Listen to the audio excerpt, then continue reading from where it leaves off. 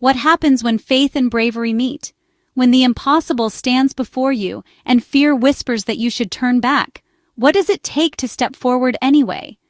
In the ancient world, where danger and uncertainty were part of daily life, one woman's courage would change the fate of a nation. You get Deborah, the woman who led with courage. She was unlike anyone her people had ever known, a beacon of hope in a time of darkness, a leader whose wisdom and strength inspired all who met her. Long ago, under the shade of a palm tree, Deborah listened.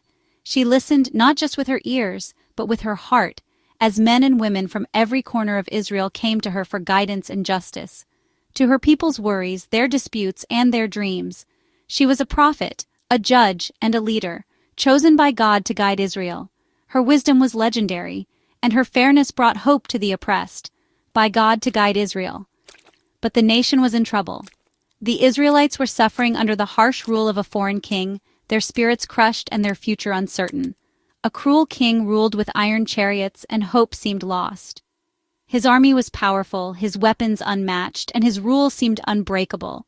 The people cried out for deliverance, but none dared to challenge him, until Deborah. Then, God gave Deborah a plan. She called Barak, the bravest warrior she knew, a man respected for his strength and skill in battle. "Gather your men," she said. "God will give us victory." Her words were bold, her faith unshakable. She believed that with God's help, even the mightiest enemy could fall. Barak hesitated, but Deborah stood firm. "I'll go with you," she promised, "but remember, the victory will belong to a woman."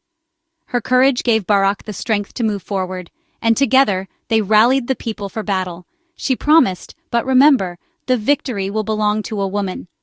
Deborah's words were not just a prophecy, but a challenge to all who doubted the power of faith and determination. The battle began. Thunder crashed, rain poured, and the enemy's chariots, once unstoppable, were suddenly trapped by the very earth they sought to conquer. Nature itself seemed to fight for Deborah and her people. Chariots were stuck in the mud. The commander Sisera tried to escape, fleeing on foot through the chaos, desperate to save himself. But he met Jael, a woman of quiet courage who ended the fight. In a single, decisive moment, Jael proved that bravery comes in many forms, and that heroes can rise from the most unexpected places. Afterwards, Deborah sang a song of victory. Her voice rang out across the land, a song of freedom, gratitude, and hope. For 40 years, the land had peace. The land had peace. Deborah's story shows us, when we trust God and lead with courage, anything is possible. Her legacy reminds us that true leadership is not about power, but about faith, compassion, and the willingness to stand up for what is right, even when the odds seem impossible. Deborah's courage echoes through the ages, inspiring us all to rise above fear, to listen, to lead, and to believe that with faith, we too can change the world.